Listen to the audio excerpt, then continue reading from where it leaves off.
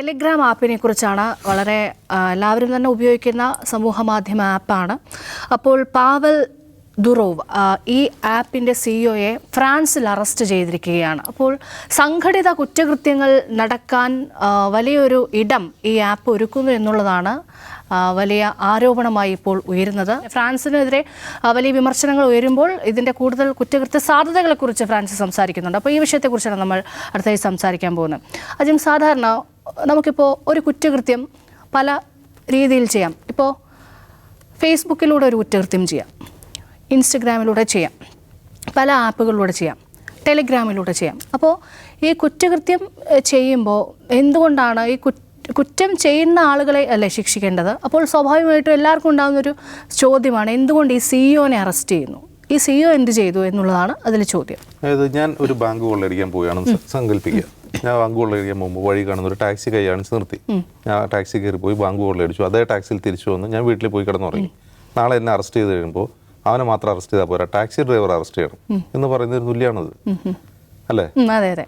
അപ്പോൾ ടാക്സി ഡ്രൈവറിൽ എന്താ കുറ്റം ചെയ്ത്? അയാൾക്ക് ഞാൻ കാശ് കൊടുത്തു, അയാൾ എന്നെ കൊണ്ടുപോയി വിട്ടു. അയാൾക്ക് അറിയില്ല ഞാൻ ബാങ്ക് കൊള്ളയടിക്കാൻ പോകണമെന്നും അറിയില്ല.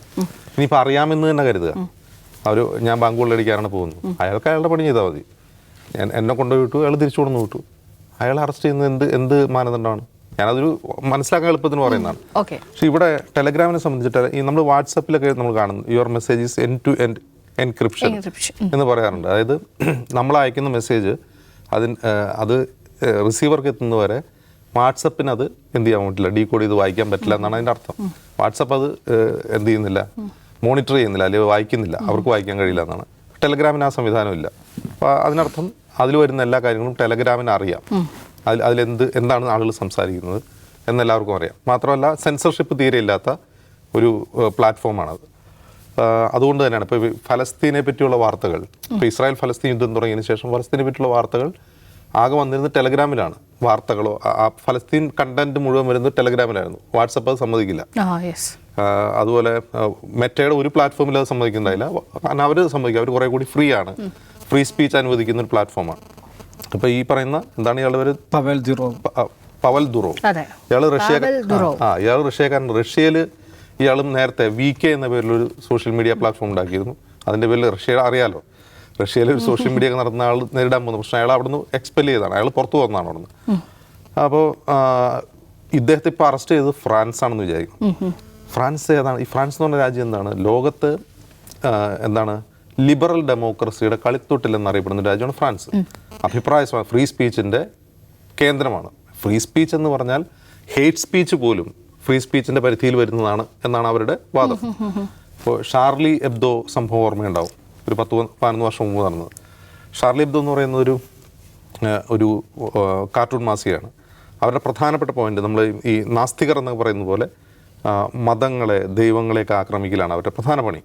ആക്രമിക്കുക എന്ന് പറഞ്ഞാൽ വിമർശിക്കുകയല്ല, അവഹേളിക്കുക പോലുമല്ല, അതിനപ്പുറം എന്ന് പറഞ്ഞാൽ ഷാർലി എബ്ദോ എന്ന ഒരു കാർട്ടൂൺ, അത് നമുക്ക് ഇവിടെ ഇരുന്ന് പറയാൻ പറ്റില്ല. അതിൽ അവർ വരച്ചു വെച്ചേക്കുന്ന കാര്യം പറയാൻ പറ്റില്ല.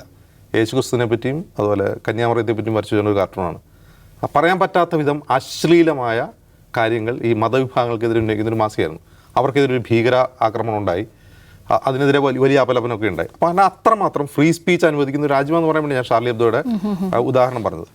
അങ്ങനെ അഭിപ്രായ സ്വാതന്ത്ര്യത്തിൻ്റെ അപ്പോസ്തലന്മാരായി പറയുന്ന ഫ്രാൻസാണ് ഇതേ ഫ്രീ സ്പീച്ചിൻ്റെ പേരിൽ ഒരു പ്ലാറ്റ്ഫോമിൻ്റെ സിഇഒയെ അറസ്റ്റ് ചെയ്യുന്നത്. അതിൽ അവർ പറയുന്ന കാരണം ഈ ടെലഗ്രാം വഴി ചൈൽഡ് സെക്സ് അബ്യൂസ് നടക്കുന്നു, ചൈൽഡ് ട്രാഫിക്കിംഗ് നടക്കുന്നു, ഡ്രഗ് ഡീലേഴ്സ് നടക്കുന്നു. ഒരുപക്ഷെ ശരിയായിരിക്കാം, കാരണം ഈ പ്ലാറ്റ്ഫോം അത്തരം ക്രിമിനൽ ആക്ടിവിറ്റികൾ ഉപയോഗിക്കുന്നുണ്ടാകാം.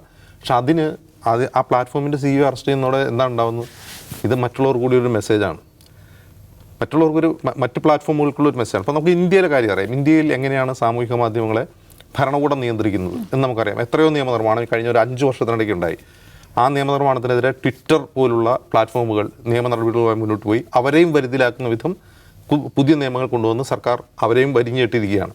അപ്പോൾ അതുകൊണ്ട് ഭരണകൂടത്തിനുണ്ടാകുന്ന ഗുണമെന്ന് വെച്ചാൽ, ഒന്ന്, ഭരണകൂടത്തിന് താല്പര്യമുള്ള കണ്ടന്റ് മാത്രം ഇവിടെ പ്രചരിച്ചാൽ മതി ഇത്തരം പ്ലാറ്റ്ഫോമുകളിൽ. മറ്റൊന്ന്, ഭരണകൂടത്തെ വിമർശിക്കുന്നവരെ വളരെ എളുപ്പത്തിൽ കേസുകളിൽ പെടുത്താൻ കഴിയും. ഒരുപാട് ഉദാഹരണങ്ങളുണ്ട്, നമ്മളിവിടെ തന്നെ നിരവധി തവണ ചർച്ച ചെയ്തിട്ടുണ്ട്. അതിൽ വഴങ്ങാതിരുന്നൊരു പ്ലാറ്റ്ഫോം എന്ന് പറയുന്നത് ട്വിറ്ററായിരുന്നു. ട്വിറ്ററിനും വഴങ്ങേണ്ടി വന്നു. ഫേസ്ബുക്ക് മെറ്റ എന്ന് പറയുന്ന ആ ഗ്രൂപ്പ് നേരത്തെ തന്നെ വഴങ്ങിയിട്ടുണ്ട് എന്ന് മാത്രമല്ല അത് ഭരണകക്ഷിയുടെ തന്നെ ഒരു സഖ്യകക്ഷിയായിക്കൊണ്ട് അവരുടെ പ്രൊപ്പഗൻഡയ്ക്കും അവരുടെ ഹേറ്റ് സ്പീച്ചിനും വളം വയ്ക്കുന്ന നിലപാടുമായിട്ടാണ്. കാരണം നമുക്കറിയാം, ഇപ്പോൾ നമ്മൾ ഫേസ്ബുക്കിലോ അല്ലെങ്കിൽ ഫേസ്ബുക്കിൽ തന്നെ നമ്മളൊരു ഹേറ്റ് സ്പീച്ച് കാണണം, നമുക്ക് പ്രത്യക്ഷത്തിൽ ഹേറ്റ് സ്പീച്ചാണെന്ന് തോന്നുന്ന ഒരു കാര്യം കാണുകയാണ്, അതൊന്ന് റിപ്പോർട്ട് ചെയ്ത് നോക്കി, ഒരിക്കലും അത് റിമൂവ് ചെയ്യില്ല. ഞാൻ വെറുതെ പരീക്ഷണാടിസ്ഥാനത്തിൽ ഞാനൊരു 50 ഹേറ്റ് സ്പീച്ച് വെറുതെ ഫേസ്ബുക്കിൽ റിപ്പോർട്ട് ചെയ്തിട്ടുണ്ട്. അപ്പോൾ അവർ റിമൂവ് ചെയ്യില്ല. അത് ഞങ്ങളുടെ കമ്മ്യൂണിറ്റി സ്റ്റാൻഡേർഡിന് അനുസരിച്ചാണെന്നുള്ളൊരു മറുപടി നമുക്ക് വരും, എന്നല്ലാതെ റിമൂവ് ചെയ്യില്ല. ട്വിറ്റർ മുമ്പ് അങ്ങനെയായിരുന്നു. ട്വിറ്റർ ഈ എലോൺ മസ്ക് അത് ഏറ്റെടുക്കുന്നതിന് മുമ്പ് വരെ നമ്മൾ റിപ്പോർട്ട് ചെയ്യാറ് ഹേറ്റ് സ്പീച്ച് ആണെന്നുണ്ടെങ്കിൽ അവർ അപ്പം തന്നെ അത് നീക്കം ചെയ്യുമായിരുന്നു. ട്വിറ്റർ എലോൺ മസ്കിന് ശേഷം കുറെ കൂടി ഫ്രീ ആണ്, ഹെയ്റ്റും പറയാം എന്നുള്ള രീതിയിലാണ് പറയുന്നത്. അപ്പോൾ അതിന് മറ്റൊരു കാര്യം കൊണ്ട് ട്വിറ്ററും വഴങ്ങിയിട്ടുണ്ട് ഈ ഭരണകൂടത്തിൻ്റെ നിയമങ്ങൾക്ക്. ഇപ്പോൾ ഈ ലോകത്ത് ഇത് മുഴുവൻ ഈ പ്ലാറ്റ്ഫോമുകളെ വേട്ടയാടുന്നതിൻ്റെ പ്രധാനപ്പെട്ട കാരണം അതിനെ വരുതിയിലാക്കുക എന്നുള്ളതാണ്. ഈ സംഭവത്തിലെ ഏറ്റവും പ്രധാനപ്പെട്ട നമ്മൾ ശ്രദ്ധിക്കേണ്ട കാര്യം അത് ഫ്രാൻസ് ചെയ്യുന്നു എന്നുള്ളതാണ്. ഫ്രാൻസ് ചെയ്യുക എന്ന് പറഞ്ഞാൽ ഇപ്പോൾ യൂറോപ്പ് മൊത്തം ആ ഒരു രീതിയിലേക്ക് വരികയാണ്. അമേരിക്കയെ സംബന്ധിച്ച് അമേരിക്ക കുറേ കൂടി ഫ്രീ ആണ് ഇത്തരം പ്ലാറ്റ്ഫോമുകൾക്ക്. പക്ഷേ യൂറോപ്പ് മുമ്പ് 2022 ഒരു യൂറോപ്യൻ പാർലമെൻറ്റ് ഒരു നിയമം കൊണ്ടുവന്നിരുന്നു ഇത്തരം പ്ലാറ്റ്ഫോമുകൾ നിയന്ത്രിക്കാൻ വേണ്ടി. പക്ഷേ അതിനെതിരെ വലിയ തോതിൽ വിമർശനം ഉണ്ടാവുകയും അതിന് പിന്മാറുകയും ചെയ്തതാണ്. പക്ഷേ ഫ്രാൻസ് ഇങ്ങനെ ഒരു നടപടി സ്വീകരിക്കുന്നതോടെ മറ്റ് യൂറോപ്യൻ രാജ്യങ്ങൾ കൂടി ആ വഴിക്ക് നീങ്ങാനുള്ള സാധ്യതയുണ്ട്. ഇത് ഈ ലിബറൽ ഡെമോക്രസിയുടെയൊക്കെ ഒരു അന്ത്യം എന്ന് പറയാവുന്ന ഒരു കാലഘട്ടത്തിലൂടെ നമ്മൾ കടന്നു പോകുന്നത്. നമ്മൾ ലിബറൽ ഡെമോക്രസിയുടെ കളിത്തൊട്ടിൽ എന്ന് പറയുന്ന ഫ്രാൻസാണ് ഇങ്ങനെ ചെയ്യുന്നതെങ്കിൽ ഫ്രാൻസിൽ ഇപ്പോൾ ഫ്രാൻസ് ഒരു ഭരണകൂടം എന്ന നിലയിൽ ഈ ഇമ്മാനുവൽ മാക്രോണിൻ്റെ കാലത്ത് ചെയ്തിട്ടുള്ള കാര്യങ്ങൾ നമുക്കറിയാം. അഭിപ്രായ സ്വാതന്ത്ര്യം പോകട്ടെ, അവർ ഈ നിലവിലെ റൈറ്റ് വിങ്ങിന് സഹായകരമായ ഫ്രാൻസ് റൈറ്റ് വിങ് ശക്തമായി വരുന്ന രാജ്യം കൂടിയാണ്. റൈറ്റ് വിങ്ങിന് സഹായമാകുന്ന രീതിയിലുള്ള ഈ കുടിയേറ്റക്കാർക്കെതിരായിട്ടുള്ള നിലപാടുകൾ, മൈനോറിറ്റിക്കെതിരായിട്ടുള്ള നിലപാടുകളുണ്ട്. ഫ്രാൻസ് അടുത്തിടെ കുപ്രസിദ്ധി ആർജിച്ച ഒരു രാജ്യമാണ്. അപ്പോൾ നമ്മൾ സ്വർഗരാജ്യം, ലിബറലുകളുടെ സ്വർഗരാജ്യം എന്ന് വിശേഷിപ്പിക്കണമെന്ന് യൂറോപ്പിൽ പോകുന്ന ദിശ ചൂണ്ടിക്കാട്ടുന്ന ഒരു സംഭവമായിട്ട് ഇതിനെ കാണാൻ പറ്റും. ഓക്കെ, അപ്പോൾ ഈ ഹാക്കർമാരുടെ പാരഡൈസാണ് ടെലിഗ്രാം. ഒപ്പം തീവ്രവാദം, സംഘടിതമായ കുറ്റകൃത്യങ്ങൾ, മയക്കുമരുന്ന് കച്ചവടം തുടങ്ങിയ വലിയ അലിഗേഷനുകളാണ് ഇപ്പോൾ ഈ പറയുന്നത്. അപ്പോൾ ടെലിഗ്രാമിന് പൂട്ട് വീഴേണ്ടി വരും. ഇപ്പോൾ ഇന്ത്യ അടക്കം ഇതിൻ്റെ പ്രശ്നങ്ങളുണ്ടോ എന്ന് പരിശോധിക്കുന്നുണ്ട്. അങ്ങനെയാണെങ്കിൽ പൂട്ട് വീഴേണ്ട ഒരു രംഗമുണ്ടാകുമോ? അല്ല, അതിൽ നേരത്തെ അജിംസ് ഒരു ഉദാഹരണം പറഞ്ഞല്ലോ, കാറ് ടാക്സി പിടിച്ച് ബാങ്ക് കൊള്ളടിക്കാൻ പോയി. ആ ഉദാഹരണം അതിന് പര്യാപ്തമല്ലെന്ന് എനിക്ക് തോന്നുന്നു. അത് കുറച്ചുകൂടെ എക്സ്റ്റെൻഡ് ചെയ്യാം. ഇവിടെ പാവൽ ദുറോവിൻ്റെ അറസ്റ്റിലൂടെ സംഭവിച്ചിരിക്കുന്നത് ടാക്സി ഡ്രൈവറല്ല അറസ്റ്റ് ചെയ്തിരിക്കുന്നത്, ആ വണ്ടിയുടെ കമ്പനി, അത് ഫോക്സ് വാഗനാണോ, ഫോക്സ് വാഗൻ്റെ ഉടമയാണ്. ഇതിപ്പോൾ അജിംസ് ബാങ്ക് കൊള്ളടിക്കാൻ പോയത് ഇന്നോവയിലാണെന്ന് വിചാരിക്കുക, ഏത് സ്റ്റിക്കറൊന്നും ഒട്ടിക്കാത്ത ഇന്നോവയിലാണെന്ന് വിചാരിക്കുക. അപ്പോൾ ഇന്നോവയുടെ മുതലാളിയെ ജാപ്പാനിൽ പോയിട്ട് അറസ്റ്റ് ചെയ്യുക എന്ന് പറയുന്നത് എന്താണ്? അതേമാതിരിയുള്ള പരിപാടിയാണ് നടന്നിരിക്കുന്നത്. ഇതൊരു സർവീസ് പ്രൊവൈഡർ, ഒരു സർവീസ് പ്രൊവൈഡ് ചെയ്യുന്ന കമ്പനിയുടെ ഉടമയെ ആണ് അറസ്റ്റ് ചെയ്തിരിക്കുന്നത്. അത് വിചിത്രമായൊരു സംഗതിയാണ്. അപ്പം അത് സാങ്കേതികമായി നിയമത്തിന് മുന്നിൽ എങ്ങനെയാണ് നിൽക്കുക, അത് ഹൈലി കോംപ്ലിക്കേറ്റഡ് ആയിട്ടൊരു നിയമപ്രശ്നമാണ്. ഈ നിയമപ്രശ്നം ലോകത്ത് ഭയങ്കരമായ ഡിബേറ്റിന് വിധേയമായതാണ്. ഒടുവിൽ 1996 അമേരിക്കയിൽ ഒരു ബില്ല് പാസ്സാവുന്നുണ്ട്, കമ്മ്യൂണിക്കേഷൻ ഡിസൻസി ബിൽ എന്ന് പറഞ്ഞിട്ട്. ആ ബില്ലാണ് ഈ പ്രശ്നത്തെ കുറച്ചെങ്കിലും അഡ്രസ്സ് ചെയ്യാൻ സാധിച്ചൊരു ബില്ലെന്ന് പറയുന്നത്. അപ്പോൾ അമേരിക്കയിൽ പക്ഷേ നമ്മൾ കാണേണ്ട കാര്യം, ഈ ടെലഗ്രാം എന്ന് പറയുന്നത് അമേരിക്കൻ നിയന്ത്രണത്തിലില്ലാത്ത അപൂർവം മെസ്സേജിങ് ആപ്പുകളിൽ ഒന്നാണ്. അതാണ് നമ്മൾ ഉറപ്പിച്ച് കാണേണ്ട ഒരു കാര്യം എന്ന് പറയുന്നത്. ഈ ദുറോവിൻ്റെ അറസ്റ്റ് അത് അതിസങ്കീർണമായ ഒരുപാട് നിയമപ്രശ്നങ്ങൾ ഉണ്ടാക്കിയിട്ടുണ്ട്. ഈ പ്രത്യേകിച്ച് അത് വ്യാവസായിക രംഗത്ത് ഇപ്പോൾ യൂറോപ്പിൽ എങ്ങനെ, അല്ലെങ്കിൽ ഫ്രാൻസിൽ എങ്ങനെ ഒരു ഇൻവെസ്റ്റ് ചെയ്യാൻ പറ്റും, അല്ലെങ്കിൽ ഒരു ടെക്നോളജി ഇൻവെസ്റ്റർക്ക് അവിടെ എങ്ങനെ പോകാൻ പറ്റും എന്നുള്ളൊക്കെ ചോദ്യങ്ങൾ ഭയങ്കരമായിട്ട് വരുന്നുണ്ട്. അപ്പം അജിംസ് പറഞ്ഞല്ലോ, ഈ ലിബർട്ടേറിയൻ പാരഡൈസ് എന്ന് വിളിക്കപ്പെടുന്ന ഫ്രാൻസ് എന്തുകൊണ്ട് ഇത് ചെയ്തു, ഫ്രാൻസിൽ നിന്ന് എങ്ങനെ സംഭവിച്ചു എന്ന ചോദ്യം, ആ ചോദ്യത്തെ നമ്മൾ അഭിമുഖീകരിക്കുമ്പോഴാണ് ഒരു സാധാരണ നിയമ നടപടിയല്ല. ഓഫ് കോഴ്സ് ഫ്രാൻസിൽ ടെലഗ്രാമുമായി ബന്ധപ്പെട്ട് 12ഓളം ക്രിമിനൽ കേസസ് ഉണ്ട്. എന്നുവെച്ചാൽ രേഷ്മ പറഞ്ഞതുപോലെ ഈ ആപ്പ് ഉപയോഗിച്ച് നടത്തിയിട്ടുള്ള ഹ്യൂമൻ ട്രാഫിക്കിംഗ്, ഈ ചൈൽഡ് പോർണോഗ്രഫി, അതേമാതിരി ഡ്രഗ് ട്രാഫിക്കിംഗ്, ഇതുമായി ബന്ധപ്പെട്ട 12 കേസസ് അവിടെ ഉണ്ട്, ഫ്രാൻസിലുണ്ട്, ക്രിമിനൽ കേസസ് ഉണ്ട്. അപ്പോൾ 12 ക്രിമിനൽ കേസസ് അവിടെ ഉണ്ടായിരിക്കുകയാണ്. ഈ പറയുന്ന കക്ഷി അവിടെ വിമാനത്താവളത്തിൽ ഇറങ്ങുമ്പോൾ ആളെ പൊക്കിക്കൊണ്ടുപോകണം. അതാണ് അതിലൊരു വിചിത്രമായ കാര്യം എന്ന് പറയുന്നത്. ഈ 12 കേസ് പൊടുന്നനെ ഉണ്ടായ കേസുമല്ല. ഈ കേസുകളുണ്ടായതിനു ശേഷം ഇതിനു മുമ്പും ഇയാൾ അവിടെ പോയിട്ടുമുണ്ട്. ഇയാൾ ഫ്രഞ്ച് UAE ഡുവൽ സിറ്റിസൺഷിപ്പ് ഉള്ള ആളാണ്. ബേസിക്കലി ആ റഷ്യക്കാരനാണ്. റഷ്യയിൽ നിന്ന് ഇയാൾ പുറത്ത് പോകുന്നതെന്ന് വെച്ചിട്ടുണ്ടെങ്കിൽ അജിംസ് പറഞ്ഞ വി കോണ്ടാക്ട് എന്ന് പറയുന്ന വി കോണ്ടാക്റ്റേക്കെതിരെ എന്താണ് റഷ്യൻ സർക്കാർ നടപടിയെടുക്കാൻ കാരണം? അതിൻ്റെ പേരിൽ ഇങ്ങനെ ഞെരുക്കാൻ ശ്രമിച്ചു. അത് പ്രതിപക്ഷത്തിൻ്റെ സ്വരം ധാരാളമായി കേൾപ്പിക്കുന്നു. പുടിൻ അത് കലിപ്പായിരുന്നു. അങ്ങനെ അവിടെ നിൽക്കാൻ പറ്റാതാണ് പുള്ളി ദുബായിക്ക് വണ്ടി പിടിക്കുന്നത്. അപ്പോൾ 2014 ഈ പരിപാടി നിർത്തി 2013 തന്നെ അദ്ദേഹം ടെലഗ്രാം തുടങ്ങുന്നു. അങ്ങനെ 10 വർഷം കൊണ്ട് 100 കോടി ഉപഭോക്താക്കളുണ്ടായിട്ടുള്ള 10 വർഷം മുന്നേറും അന്ന് ഇയാൾക്ക് 29 വയസ്സാട്ടെ, ഇപ്പം 39 വയസ്സായിട്ടുള്ളൂ. എന്നാൽ ലോകത്തെ മുൻനിര സമ്പന്നരിൽ ഒരാളായി മാറിക്കഴിഞ്ഞാൽ ഒരു ഓൺട്രപ്രണർ കൂടിയാണ്.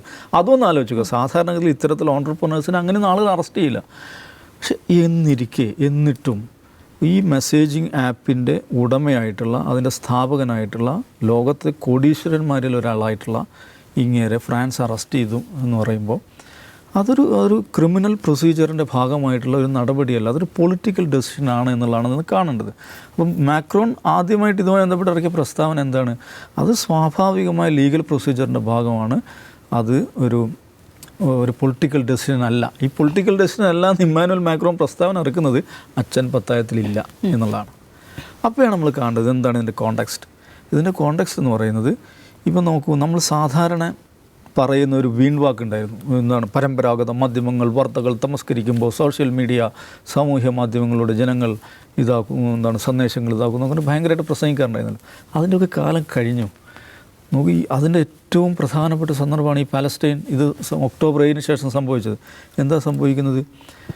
ഈ പറയുന്ന പലസ്തീൻ കണ്ടൻറ്റുകൾ എല്ലാം ഡീഗ്രേഡ് ചെയ്തു. ഈ അറിയപ്പെട്ട സോഷ്യൽ മീഡിയ പ്ലാറ്റ്ഫോംസ് എല്ലാം, ഇൻസ്റ്റാഗ്രാം ആയിക്കോട്ടെ, ഫേസ്ബുക്ക് ആയിക്കോട്ടെ, ഇതിന് മോണിറ്റർ ചെയ്യുക, ഡീഗ്രേഡ് ചെയ്യുക, ഇല്ലാതാക്കുക, ഇതാണ് നടന്നുകൊണ്ടിരുന്നത്. അപ്പോൾ ഒന്നാലോചിക്കണം, പിന്നെ അമേരിക്കയിൽ ലെഗസി മീഡിയയും ഈ പറയുന്ന സോഷ്യൽ മീഡിയയും ഒരേപോലെ പലസ്തീൻ കണ്ടൻറ്റുകൾ ബ്ലാക്ക് ഔട്ട് ചെയ്തു. അപ്പോൾ എന്താ സംഭവിച്ചത്? ആളുകൾ ടിക്ടോക്കിലേക്ക് കൂട്ടമായി ടിക്ടോക്കിലേക്ക് വന്നു. ഒരു ജെൻസിയുടെ മാധ്യമമായി ടിക്ടോക്ക് മാറി. അമേരിക്കയിൽ ജെൻസിയെ ഇപ്പോൾ വിളിക്കുന്നത് ടിക്ടോക്ക് ജനറേഷൻ എന്നാണ്. അപ്പോൾ എന്താ സംഭവിച്ചത്? അമേരിക്കൻ കോൺഗ്രസ്സിൽ ബില്ല് വരികയാണ്, ടിക്ടോക്ക് ബാൻ ചെയ്യണമെന്ന് പറഞ്ഞിട്ട്. അതിൽ ജോ ബൈഡൻ ഒപ്പുവെച്ചിട്ടുണ്ട്, നിയമമായിട്ടില്ല. ഏതാണ്ട് 50 സ്റ്റേറ്റുകൾ, ഏതാണ്ട് എല്ലാ സ്റ്റേറ്റുകളിലും ഗവൺമെൻറ് ഓഫീസുകളിൽ ടിക്ടോക്ക് ബാൻ ചെയ്തിട്ടുണ്ട്. ഗവൺമെൻറ് പ്രൊവൈഡ് ചെയ്യുന്ന വൈഫൈയിൽ ടിക്ടോക്ക് അവൈലബിൾ അല്ല.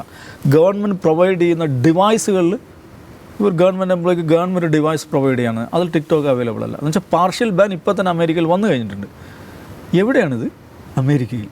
ഈ പറയുന്ന എന്താണ് സ്വാതന്ത്ര്യത്തിൻ്റെയും പുരോഗതിൻ്റെയും ഫ്രീ സ്പീച്ചിൻ്റെ ഒക്കെ ഇടമുള്ള ടിക്ടോക്ക് ബാൻ ചെയ്യാനുള്ള ബില്ല് അവിടെ വരികയാണ്.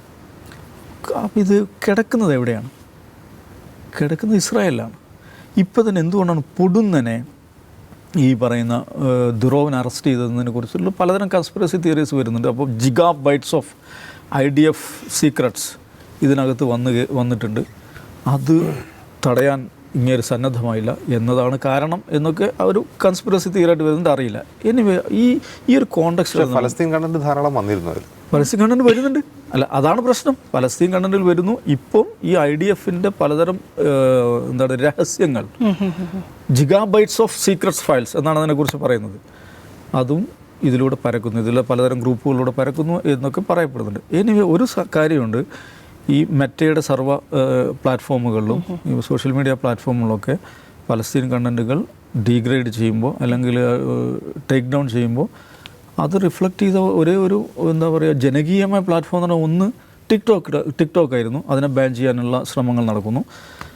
രണ്ടാമത് ടെലഗ്രാം ആയിരുന്നു. അതിൻ്റെ CEO തന്നെ പൂട്ടുകയാണ്. ഇതിലൊരു പ്രശ്നം എന്ന് വെച്ചിട്ടുണ്ടെങ്കിൽ, ഇപ്പോൾ ഒരു സർവീസ് പ്രൊവൈഡർ, നിങ്ങളൊരു സർവീസ് പ്രൊവൈഡറാണ്, ആ സർവീസ് ഉപയോഗപ്പെടുത്തുന്ന ഒരാൾ അതിനെ മിസ്യൂസ് ചെയ്യുന്നു അല്ലെങ്കിൽ നിയമവിരുദ്ധമായിട്ട് ഉപയോഗിക്കുന്നു എന്നുള്ളത് കൊണ്ട് സർവീസ് പ്രൊവൈഡർ അതിൽ കോംപ്ലിസിറ്റ് ആണോ എന്നൊരു ഭയങ്കരമായ അടിസ്ഥാന പ്രശ്നമാണ്. ഇതിനെ വളരെ ലളിതമായി, നേരത്തെ കാർബൺ അജിംസ് പറഞ്ഞല്ലോ, ഇതിനേക്കാൾ എളുപ്പമുള്ളൊരു ഉദാഹരണം പറയാം. ഇപ്പം മീഡിയ വേണ്ട ഫേസ്ബുക്ക് അക്കൗണ്ട് നമുക്ക് ലക്ഷക്കണക്കിന് മില്യൺസ് ഓഫ് സബ്സ്ക്രൈബേഴ്സുള്ള ഒരു അക്കൗണ്ടാണ്.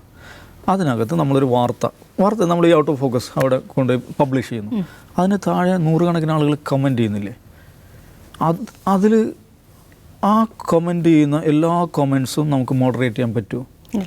അതിലൊരാൾ ഒരു ഹെയ്റ്റ് അല്ലെങ്കിൽ ഒരു നിയമവിരുദ്ധമായുള്ളൊരു കമൻ്റ് അവിടെ കൊണ്ട് ഇടുകയാണ്. ഞാനിതിൻ്റെ മാനേജിങ് എഡിറ്ററാണ്. അപ്പോൾ ഈ അക്കൗണ്ട് ഹോൾഡർ ആരാണ്? ഞാനാണ്. അപ്പോൾ ഞാൻ ഹോൾഡ് ചെയ്യുന്ന ഒരു അക്കൗണ്ടിൽ, നിയമപരമായി ഞാൻ ഹോൾഡ് ചെയ്യുന്ന Media1 TV എന്ന് പറയുന്ന അക്കൗണ്ടിൽ എങ്ങാണ്ടോ ഉള്ള ഒരാൾ വന്നിട്ട് ഒരു നിയമവിരുദ്ധമായ കമൻറ്റ് കൊണ്ട് ഇടുന്നു. പോലീസ് വന്ന് തന്നെ പൊക്കി കൊണ്ടുപോകുന്നു.